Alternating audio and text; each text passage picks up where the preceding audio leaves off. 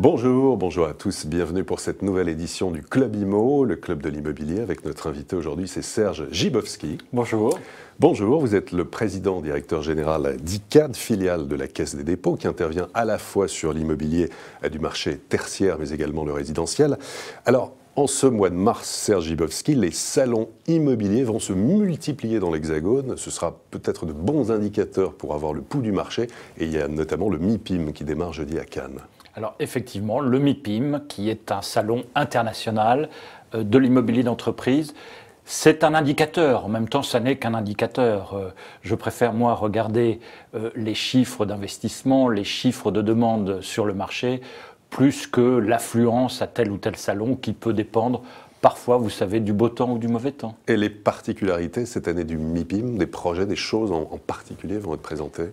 Alors, sur le MIPIM, il y a toujours le salon avec le stand francilien, avec les belles maquettes que l'on peut trouver sur l'ensemble des opérations franciliennes et parisiennes.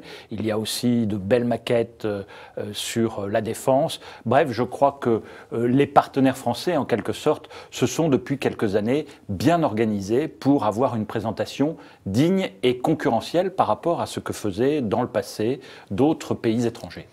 D'accord. En matière d'immobilier résidentiel, comment sentez-vous le marché là, actuellement? Est-ce que vous attendez la confiance, le retour de la confiance? Le marché se cherche un petit peu, mais si l'on regarde ça vraiment en instantanéité, je dirais que le mois de janvier a été faible, assez faible, et l'on sent une sorte de frémissement ou de retour, en tous les cas, d'intérêt depuis mi-février, début mars, où l'on voit une sorte de, j'allais pas dire de reprise, mais enfin de regain de visite dans les espaces de vente et de regain de signature sur les réservations.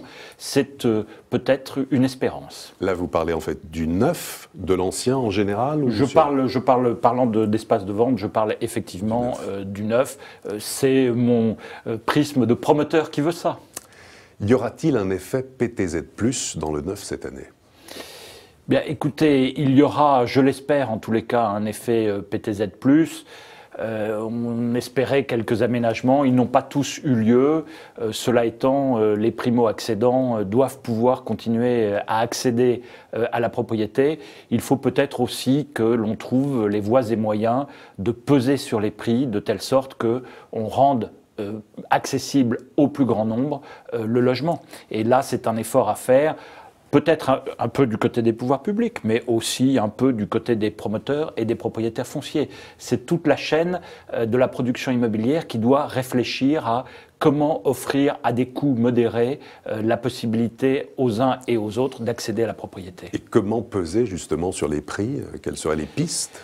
Alors, en reprenant tout simplement les décomptes usuels d'un bilan de promotion, il y a d'abord le foncier, et donc il faut peser sur les prix du foncier à la baisse. Il y a ensuite les coûts de construction et les modes et les conceptions de construction. Et là, il faut sans doute s'organiser pour trouver des économies aussi dans ce domaine-là. Et puis, il y a l'ensemble des frais de commercialisation et des marges sur lesquels il faut aussi réfléchir.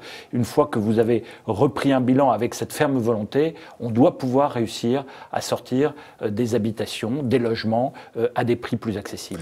Alors, le gouvernement a sorti un certain nombre de propositions, de mesures pour relancer le marché, notamment la mobilisation foncière. Est-ce que ça va dans le bon sens? La mobilisation foncière va forcément dans le bon sens. La question, c'est y en aura-t-il assez? Et puis, en même temps, il y a cette dialectique qui n'est pas tout à fait résolue entre des administrations propriétaires qui cherchent à maximiser l'opportunité budgétaire que représente la propriété foncière, et puis de l'autre, effectivement, l'impérieuse nécessité de mobiliser le foncier, et si possible, à prix pas trop élevé. Jusqu'à maintenant, je ne suis pas sûr qu'on ait trouvé les moyens de rompre complètement ce paradoxe de quelqu'un qui cherche à maximiser sa propriété et sa valeur, et de quelqu'un qui, de l'autre côté, la même personne mais l'autre bras en quelque sorte, cherche à peser à la baisse sur les prix du foncier. Faut-il réformer selon vous les règles d'urbanisme? Et il faut vraisemblablement simplifier un grand nombre de règles. Je pense que l'harmonisation et la simplification devraient être la règle, en effet. Qu'attendez-vous du dispositif d'investissement locatif du FLO cette année? Alors, cette année, j'allais dire, pas grand-chose au départ, mais au départ, l'effet du Duflot sera un effet plutôt 2014, car il faut bien voir que les acquéreurs mettent un certain temps à se décider. Nous-mêmes, en tant que promoteurs, nous devons définir les produits qui correspondent à l'avantage fiscal maximum. Tout ça prend du temps. Donc le Duflot aura un effet plutôt sur le second semestre que sur le premier semestre et aura un effet plus important à compter de 2014. Donc ne vous méprenez pas sur mes propos. Le Duflot aura bien un effet. Dire qu'il aura un effet rapide en 2013, non. C'est un effet à retardement. 2013, plutôt fin 2013 et 2014, certainement. D'accord. Est-ce que les institutionnels doivent revenir dans le logement intermédiaire ? La notion de devoir est toujours un peu compliquée. Les institutionnels, quand on y songe, c'est surtout les assureurs vie. Oui. Ils ont eux-mêmes leurs propres problématiques de politique d'allocation d'actifs et puis de ratios prudentiels à respecter. Et ça n'est pas eux qui définissent la politique prudentielle. Ce sont des comités, comme vous le savez, qui sont avec des instances de décision plutôt à l'étranger qu'en France. Donc il y a là une véritable difficulté.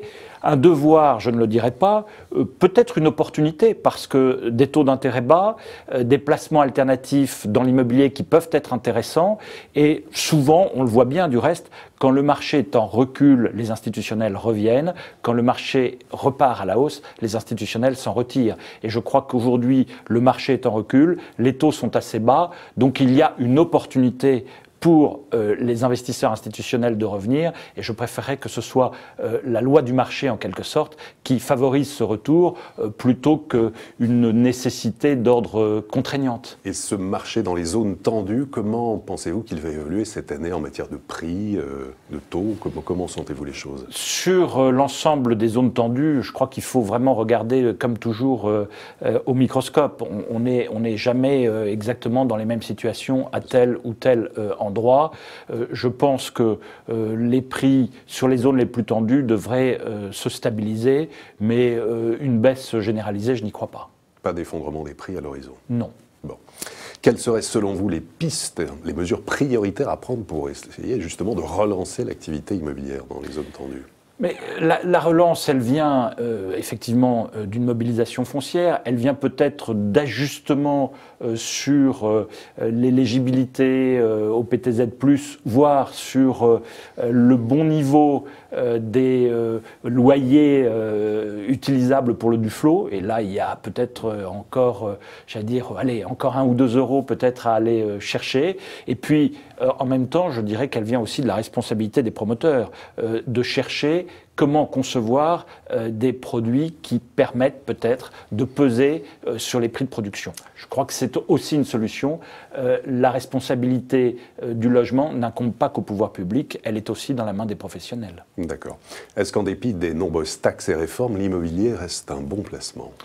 Ça reste un placement fondamental pour les nécessités de la vie. Je crois qu'il faut quand même bien voir que derrière la notion de l'immobilier, et je parle là plutôt de l'immobilier résidentiel, il y a la notion de sécurité, d'actifs tangibles et de retraite. Et avec ce triptyque-là, je pense que l'immobilier demeure en effet un bon placement. Serge Gibowski, merci beaucoup. Je vous remercie.